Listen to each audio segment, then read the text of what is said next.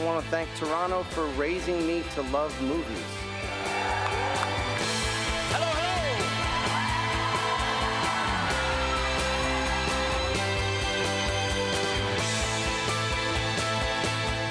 Everyone has a big imagination.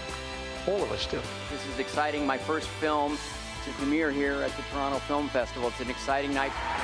You are the most globally exciting festival in the world.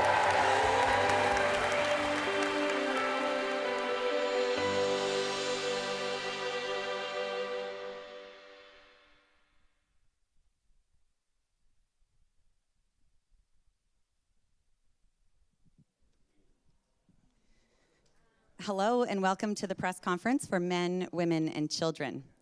A few notes before we begin. This press conference will be streamed live at www.tiff.net, and still photographs will be made available on the TIFF media site. There are volunteers with microphones in the room to assist you with your questions. Please remember to identify yourself and your media outlet. Please note, no photography is permitted during this press conference. Only the pre-approved wire services may take photographs, and we ask that you do so behind the first row. If you can take a moment to turn your cell phones to silent. Our moderator for today is Johanna Schneller, and it is now my pleasure to welcome the director, screenwriter, and cast for the film Men, Women, and Children. Thank you.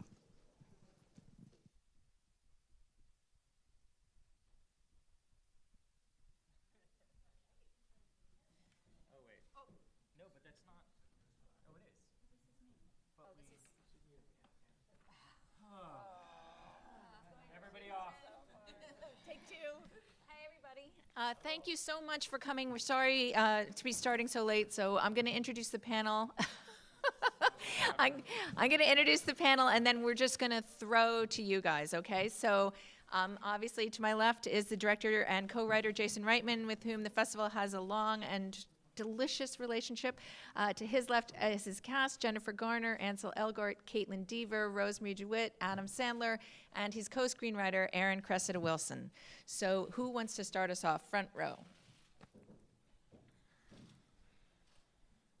Good afternoon, Bruce Kirkland, Toronto Sun. I'm intrigued by the subject matter of this film, and I'm curious for the parents on the panel. And yes, Adam, I'm looking at you. Yes. Are you terrified by the way that this story reflects what is actually happening in the real world?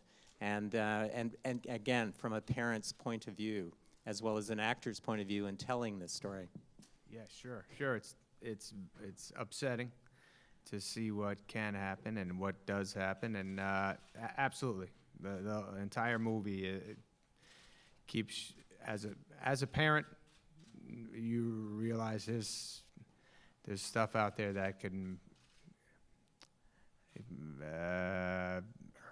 be painful to everybody, and it's right there if you hit a button, and it's a rough thing to watch as a parent. You just pray that you're doing everything you can to make sure your kids and your life and your family, you protect them from going that way.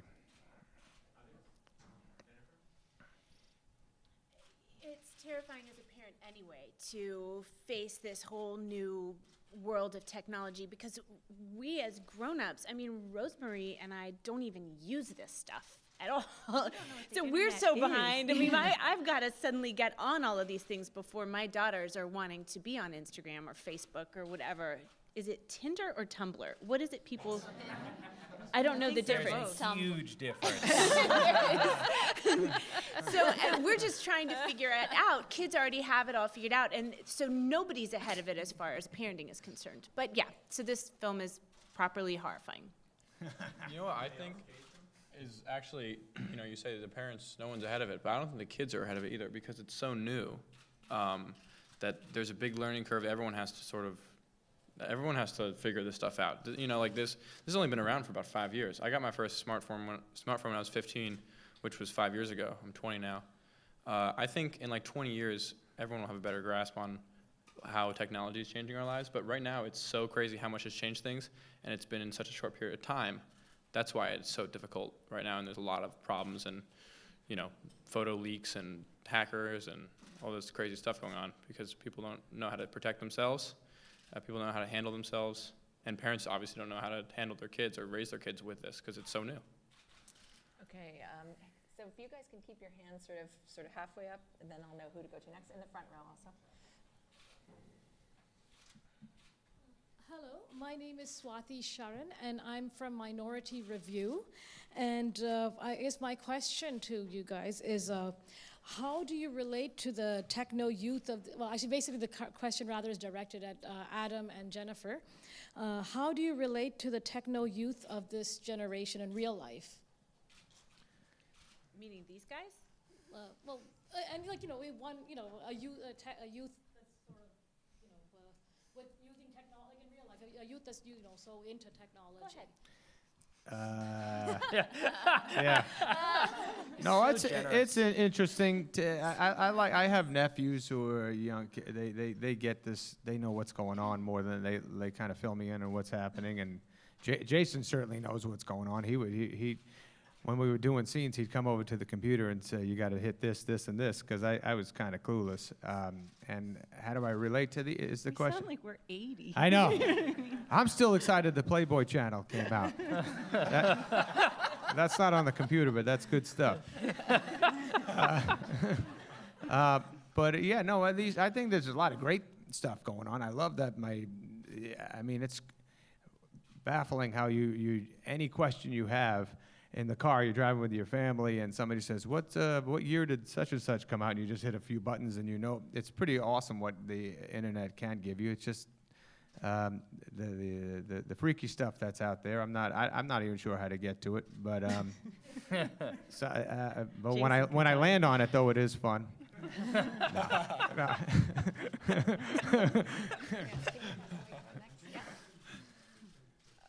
No. For me, for example, I am known as the aunt that sends the best care packages to camp, and my only requirement is that I have to get a real letter. So I just have become like the old school fogey auntie who just like will bribe for actual connection. Oh, that's nice. Mm-hmm. Also in the front row. Rob Edelman, WMC Northeast Public Radio. This is for Adam Sandler. Now, occasionally in your career, you've taken more serious roles, more serious films. This certainly is one of them. Now, I don't know, maybe you've answered this already, but what particularly attracted you to this film? Was it the theme? Was it working with Jason Reitman? Was it something else? It was everybody involved. When Jason talked to me about this, I read the script and I also read the book. But when I read the script, I couldn't put it down. It was so riveting and upsetting, and I would tell Jason, this thing gives me such a stomachache. I'm having a hard time wanting to be in it, and I just every character in there, what they go through and where they end up, and I just was so nervous about it, and I guess I was the most. Thing that made me the most nervous is my kids seeing this movie one day, and knowing that just how painful this movie is. And but I love Jason, and I've been wanting to work with him for a long time, and we've been talking about doing stuff. And this was he guided me. He gave me my security and told me everything would be fine. I was all over the place when I read it. And then everybody else in the movie, I wanted to work with them also. Aaron, can you talk a little bit about developing the idea with Jason and how you guys worked together? Yeah, well, we ran into each other at the 2013 Sundance Film Festival in the hallway. We were 3 doors down from each other in the hotel, and we came together and we said, hey, because Jason had produced Chloe, that I wrote, and we looked at each other and we were like, and he was saying, you know what, I have something for us to do.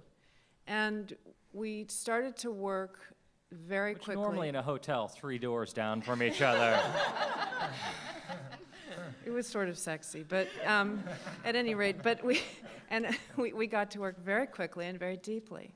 And we basically, the book was not a broken book. It was a book that was really very complicated, but very simple about what we're all going through, this human, real dilemma that we're in how to find intimacy in this age. And so we just broke the book down into 4 sections, and Jason just said, okay, let's write.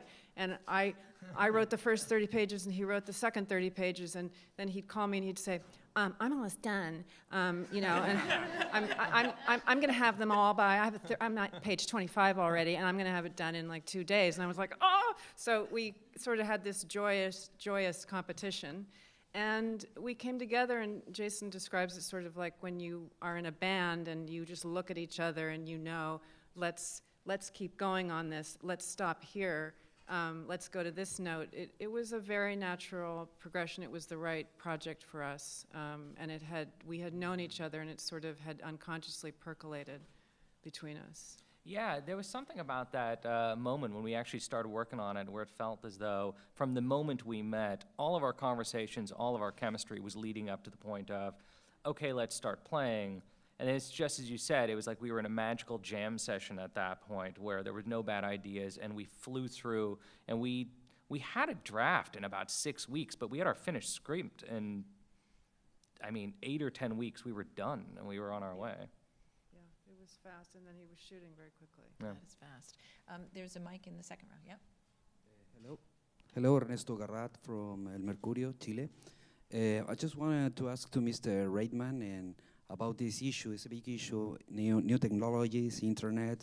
What do you think about these celebrity hackers? Do you think maybe there is too much freedom in order to not have privacy? Privacy. What do you think about this? Look, I don't really have a specific answer for that. I have more of kind of a general answer that we don't know what we're doing with this technology yet. It arrived at our feet fully formed. It's as though at the advent of the car, instead of having a Model T, we got a Ferrari, but we have no idea how to drive it. We're like the apes at the beginning of 2001. We got this monolith, we touch it, and then we grab a tibia bone, we beat the crap out of the other ape, and we get the watering spring. I think we'd be lucky if 20 years from now we have an idea of what we're doing. I think it's going to be 100 years from now. We're going to look back at this moment, and we're going to feel so foolish about how we wandered in the dark trying to figure this technology out. It's creating beautiful things and horrific things. We just have to stop masturbating for a minute and figure this out. For a moment, if you could just stop for a second. Yeah. So it's never going to happen then, is what you're saying. It's but look, this we got the Arab Spring, and we got hashtag Ferguson, and at the same time we have this nonsense that happened this last week. So it's a reflection of the best and worst of us. It's a mirror. And it's a place where, in secrecy, we become more honest. And in doing so, we're going to find the lightness and the darkness within us. Ansel and Caitlin, you're closer to a generation that's actually growing up this technology, not really knowing a life kind of before it so much. Do you feel like your generation is unfairly or fairly represented in terms of how we older people think you use this technology? Like, does it frighten you guys? Are you totally... I don't think we know either. I think we're kind of clueless on how to use it, and my friends are too. Like, we're just always on it, always on our phones, always on the computer, and I think that we don't know. And I don't think anyone knows yet. I think that's what he was saying, like 20 years from now. And it's sort of scary. It's scary for me. Like, I catch myself on my phone all the time, and it's kind of scary. I don't know. What do you think? I'm, like I said, I just, because you're 3 years younger than me, which is a big deal in terms of technology, because 3 years of technology is a big deal. So, I didn't have a smartphone for the beginning of high school or middle school, which is a big deal, because now kids have a smartphone, sometimes in, elementary school, and it's like, the parents can't monitor what you're doing on Snapchat, because that's why kids, Snapchat now is more popular than Facebook or Twitter or Instagram. Everyone's on Snapchat because no one can get what you're doing there. Screenshot it. Yeah, but you can screenshot it, and now there's an app, Snap Grab. You can just get everything. So it's like, there's always going to be something. And then there's going to be a new app that's even more private, and parents, it's literally, it's so funny because it is just, it's like the same thing that was happening years ago when just kids just don't want their parents knowing what they're doing. Is it all just naked pictures? No, it's not all naked No. pictures. It's just chatting. It's just I have a talking and Snapchat, pictures. but It's just no. nice because. What the hell are you hiding from us? I mean, yeah. I mean, I don't use Snapchat that much, but like I have one, and like it's right now. It's technology moves so fast, and social media moves so fast because everyone wants a new thing, but also everyone wants to be where their parents are not. So once the mom got a Facebook and a Twitter and an Instagram, I don't want to be there anymore. Or, I mean, I'm okay with it because I'm 20, but like people who are like 14, like they don't want to be where their mom is, like liking their pictures and like commenting like, "Oh, honey, you look so cute in this picture." It's like right above like the boy. Like you know what I mean? That's terrible. So that's. Question in the second row. For Latin America, I have a question for Jennifer and Adam about the internet too. What is your interaction when people don't go for porn but for celebrity pictures, to know about your lives, And do you Google your name? What Adam is it? does. Certainly do, yeah. Nicely done. What am I up to? Let me check that out. Am I pregnant? I better look online. That's funny. What do you use the internet for? Oh. Recipes. Yeah. As far as me, like as an entity out in the, I just very little. I mean, I don't Google myself unless there's something that I sense is trending out in the world and I want to get in front of it or be able to explain it to someone, or unless my mom says, "My friend at church told me." Oh yeah. Yeah. That hurts. Yeah. You? Yeah, I don't Google myself until I get the friend who calls me up and says, "Man, that's rough what they said." Yeah. I'm like, "What? What they say? Oh, you don't know? Okay, don't." I'm like, Don't worry, nothing. But yeah, I don't know. Roro, how do you use your internet? Tell us. Just for recipes. Recipes. Yeah, no, just in that way, but it kind of is like an energy suck in that way of like I'm flying over Niagara Falls and I'm like, what's the story with Niagara Falls? But then you go down a rabbit hole and next thing you know, you're Googling something else, and then you're like 2 hours have gone by. And that's why I try not to go on it, but it's pretty cool though. But that it is you cool. Can do that. Yeah. I mean, I didn't open the encyclopedia when I was growing up that much. That was like I was told to go in that room down the hall. That's where we keep the encycliopedias. Yeah. Open it up and look up dinosaurs, and I was like, oh, okay. But now you just go boom, boom, boom. You get to see what's how you. I think we're a little smarter now due to this Wikipedia stuff. I think on the topic of Googling yourself though, so what is interesting now about having social media and having Twitter and all that stuff is that you are your main news platform. So no publication has as much power as you do about posting about yourself. So like if I never post about who I'm dating, people will think that I am not dating anyone. Even if tons of news articles are saying that I am dating someone, I have millions of people who I'm tweeting to or Instagramming to, whereas a publication doesn't, they might have millions of people, but they're not all direct fans of myself. So my outreach is stronger than any publication's outreach, which is very unique, and that way I can control what I want people to be reading about me. Is there anything you want to tell us? Are you dating anyone? Yeah, all right. Exactly. So you know, but if that's I don't, that's a big difference Yeah. right there, because I don't really relate to what you're saying in terms of I don't know what you're saying. I mean, no, but just in terms of like I don't have any desire to put out to the universe anything about myself. well, yeah, and I You know don't, what I mean? But what I put out about myself is controlled. So only stuff that I'd want to be out about myself. So I don't put out, I am here eating with this person. I don't put out, I am here going on a date with this girl. I would never put that out. But I'm saying other the publications awareness do. that it exists. That's what I mean. But Like, I know don't that it even know exists. that exists. That But it people does now. wanna Everything know- you do. Yeah. Because everyone's a paparazzi now too. Every person with an iPhone's a paparazzi. That's true. Crazy. And they put it on Instagram and it goes viral that you're at this restaurant. Yeah, that's right. Yeah, there's a question in the middle. Yes? My name is Maya Paz. I'm from walla.co.il, and my question is for Jason. I wanted to say that I think the way you've incorporated this usage of screens, phone screens, computer screens in the picture was just amazing. You set this new standard for a thing that was considered very uncinematic until now. I was wondering if you can tell us a little bit about the process of how you've decided to go in that direction. I mean, it started in my conversations with Aaron about, okay, we're going to be making a movie where people are always alone in a room interacting with their computer or interacting with their phone. And we can't simply be doing shots of close-ups and then shots of monitors all the time. And at some point it just hit me that if we considered the film plane to be the desktop image of your computer, and every icon and window and tab that is normally over your desktop could appear over the film plane. It came out of that, and then Gareth Smith, who does my opening titles, he and I started designing each of the shots. So every shot was designed in advance of the film, so we knew where everything would be placed. And what's been surprising is how normal it is. That when people watch the movie, they don't go, oh, that's wild that you have all this stuff happening on screen. The response is more just, oh yeah, that's how life is. And I mean, it's really intuitive. Yeah, it's a frightening response because it just shows how much of our lives we live down here as opposed to up here. Question there. Hello, I'm Mario C.K. from Mexico City.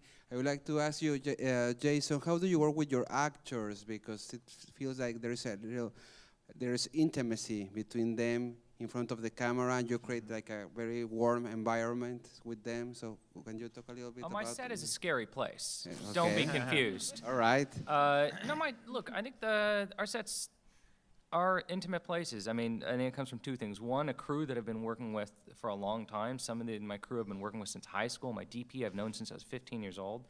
And I've been very lucky. I work with nice people. This is a nice group of actors. And I've had very good fortune that since my first film, you can make fun, but it's true. Since my first film, I've been lucky enough to work with people who are really talented and also really kind, and that doesn't often exist in the same people, but exists in everyone at this table, and has existed in almost everyone I've ever worked with. So that's what develops a very warm nature on set. That's what develops a place where you feel you can go and just be yourself and try things out. I consider myself lucky to be in that environment, not the creator of that environment. He is the creator of that environment, by the way, and he does work with the actors in a very, very specific Jason way, I think. Which is? Which is that... You will do as I say, Well, or you do not get lunch. That's called having a vision. And Yeah. It's kind of rare. It's amazing to have a lot of freedom, but if the director doesn't know what it's all about, especially with a movie with the scope being this big, even I remember like our last scene that we did together, I didn't quite understand why you wanted me to be so scared, because the transgression hadn't landed on me, the actress. You know what I mean? And then I saw the movie, I'm like, of course I should have been scared. Thank you, Jason.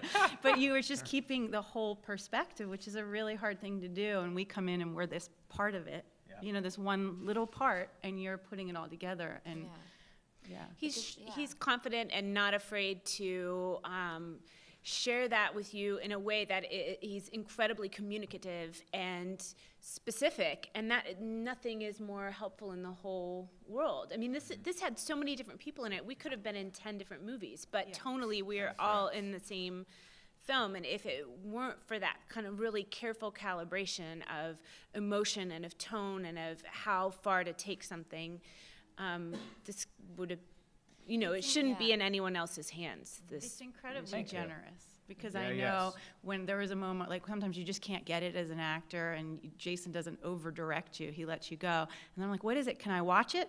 And then Jason's like, come over to the monitor. We watch it, we're like, okay, I know what to do. You know what I mean? And not everybody lets you inside their process that much, so. You guys are too nice. No, I that's what thought it is. it's true, because I felt like very free on set with you, but also you were giving us a lot of direction, which was really, really nice. And some of it was really specific, and some of it wasn't. Some of it was just like, let it flow. But I think that, I don't know, I thought it was very specific. Always at times. led us in the right direction, what would be right for the movie, and then after you did it, you always make all of us feel like we came up with it.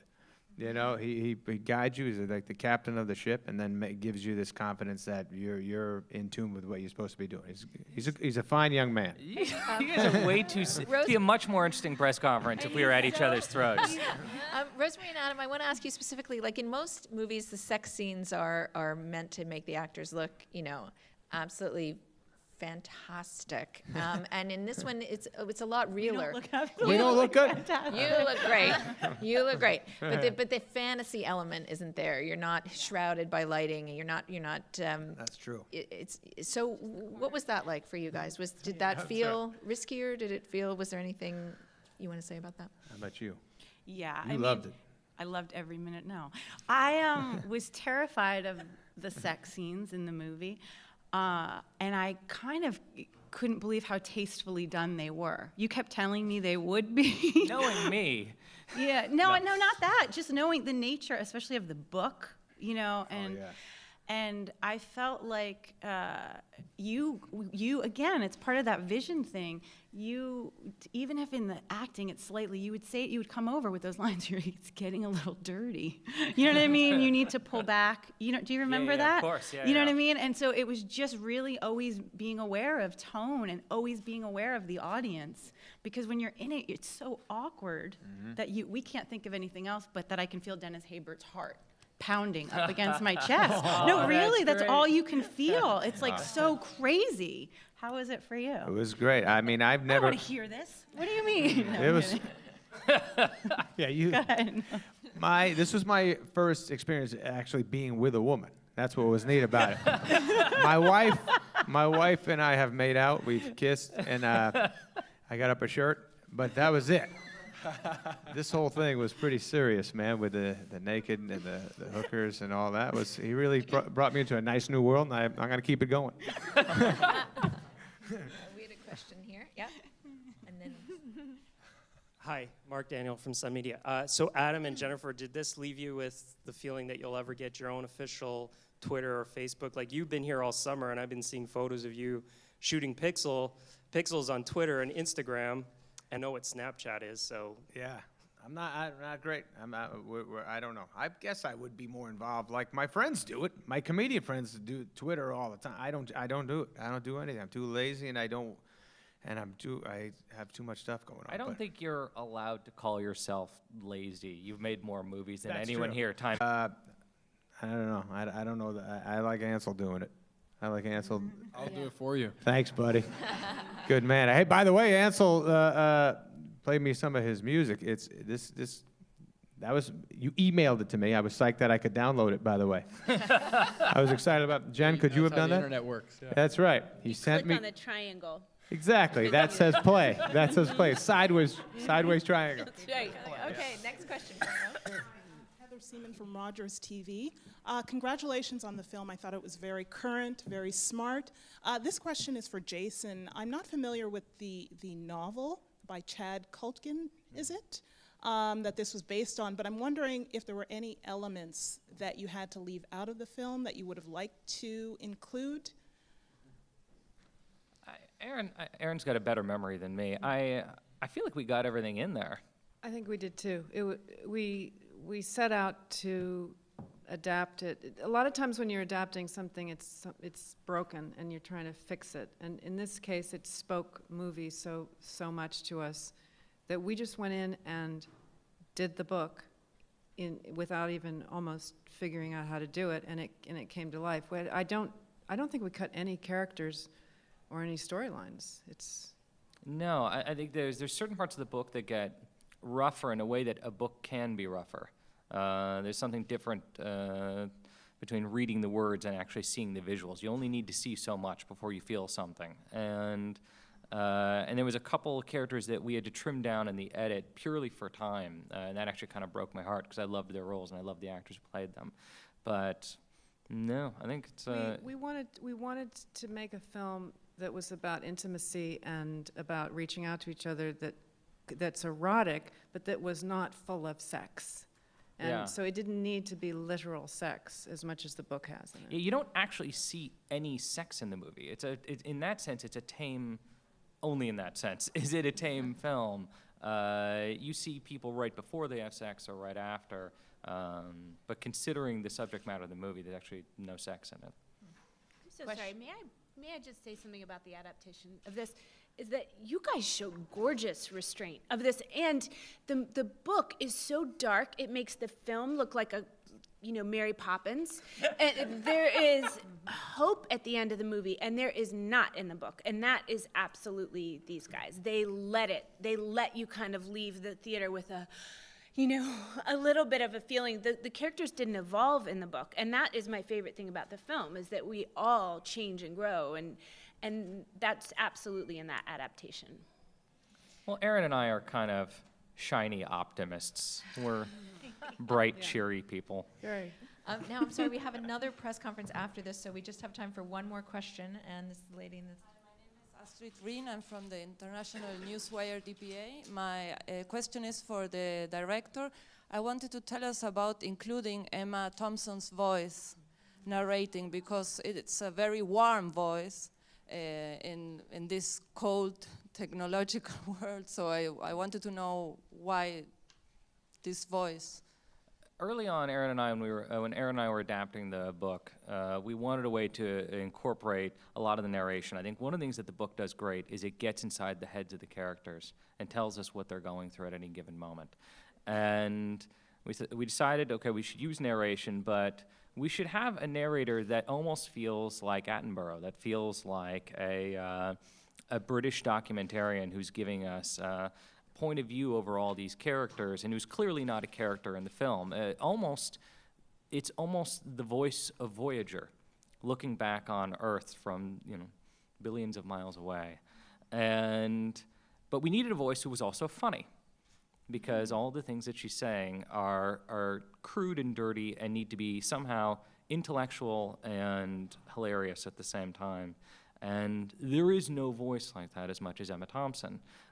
Someone who is so smart and so sweet, and at the same time can say the crudest things imaginable. And so it was actually here at Toronto last year that I sat down with her and asked her to be in the film. And I was very scared. There's only been a few times in my life where I thought, oh, there is only one person who can do this, and it needs to be her. And she said yes. And that was one of those moments where I said, oh, we're going to make this movie. Well, thank you all so much. Thank you very much for making it, everyone on the panel, and thank you for coming to talk about it. Thank you. Thanks, guys.